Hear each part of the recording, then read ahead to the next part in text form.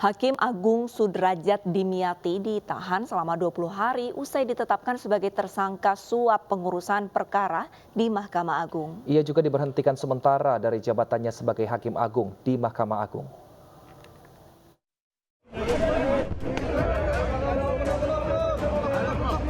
Usai diperiksa di Gedung Merah Putih KPK, Hakim Agung Sudrajat Dimyati dijebloskan ke rumah tahanan KPK.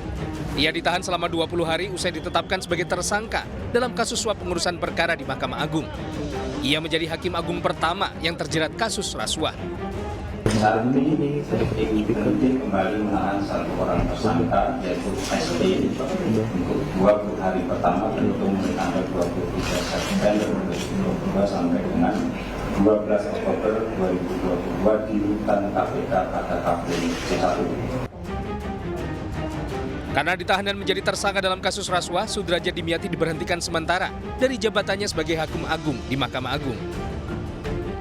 Kalau jika aparatur pengadilan itu sudah ditetapkan sebagai tersangka dan ditahan, maka Mahkamah Agung akan mengeluarkan surat pemberhentian sementara terhadap aparatur tersebut guna menghadapi pemeriksaan dengan sebaik-baiknya.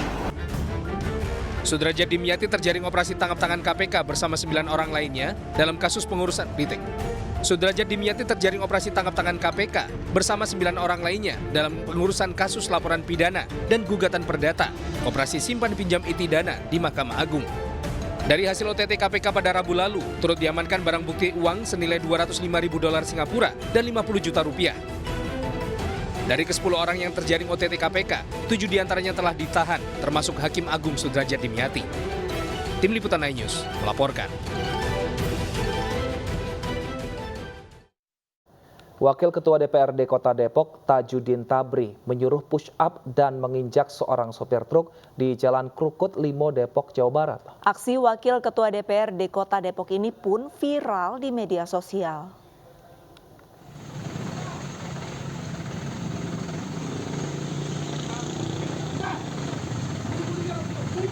Selain memerintah sopir truk tersebut push up serta menginjaknya, Wakil Ketua DPRD Kota Depok, Tajudin Tabri, juga meminta sopir truk tersebut berguling-guling di tengah jalan.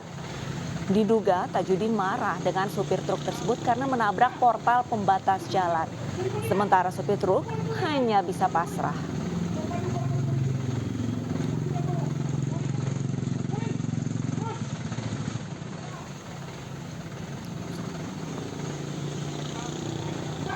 Usai aksinya viral, pemirsa, Wakil Ketua DPRD Depok Tajudin Tabri mengakui dirinya tak mampu mengontrol emosi. Tajudin berdalih tindakannya semata-mata untuk menindaklanjuti aduan masyarakat. Anggota Dewan dari fraksi Golkar ini pun mengakui caranya berlebihan. Usai aksinya viral, Tajudin sudah meminta maaf dan mediasi dengan sopir serta pihak tol. Beda tanpa melihat itu batu di atas, sambil dia juga minta maaf juga. Saya sampai lagi ya kan yang memberikan sanksi tadi itu melebihi sanksi apa tadi? Hukuman polisi atau apa gitu, walaupun memang itu bukan tugas undang saya, tapi memang didasari dari rasa apa ya? Kalau bahasa sewot bahasa gitu. Di satu sisi masyarakat telepon saya, harusnya jangan telepon saya di masyarakat. Kuasa hukum tersangka Lukas NMB mendatangi gedung Komisi Pemberantasan Korupsi Jakarta. Kedatangan kuasa hukum Gubernur Papua itu untuk menyampaikan alasan ketidakhadiran Lukas NMB pada pemanggilan kedua KPK Senin depan.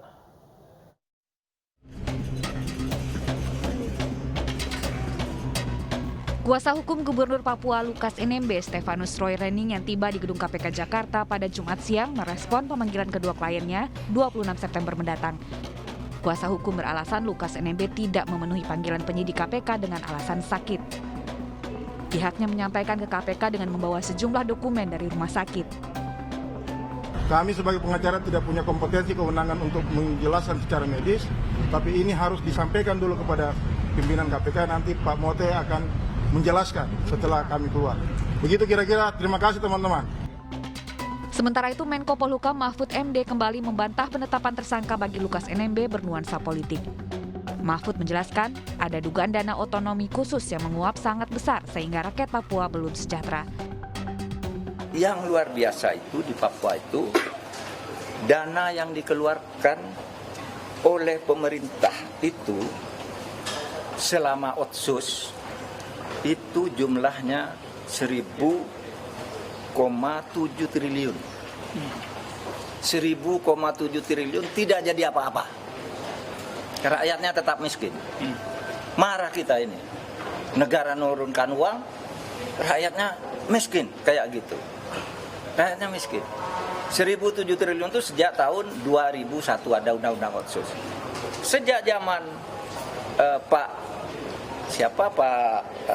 Lukas NMB itu 500 triliun lebih.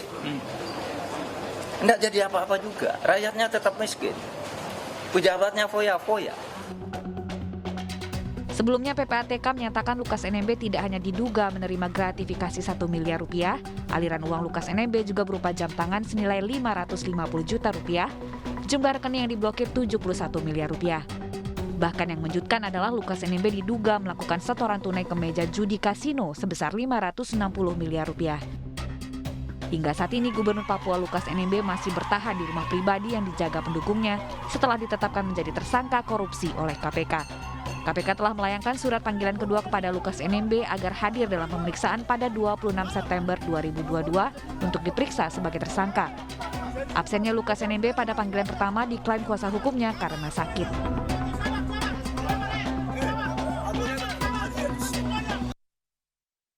Tidak terima divonis 4 tahun penjara dan denda 100 juta rupiah, pendukung Bupati Bogor nonaktif Ade Yasin marah-marah di ruang sidang. Sidang diadakan di Pengadilan Tipikor Bandung, Jawa Barat.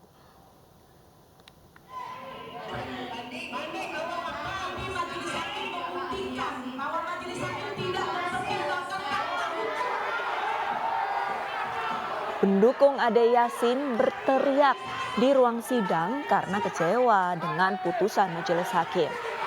Kuasa hukum Ade Yasin, Dina Lara Butar-Butar, menilai majelis hakim tidak bertindak adil karena menyampingkan fakta-fakta persidangan. Dengan putusan ini, pihak Ade Yasin langsung mengajukan banding. Para pendukung Ade Yasin pun keluar ruang sidang sambil menangis.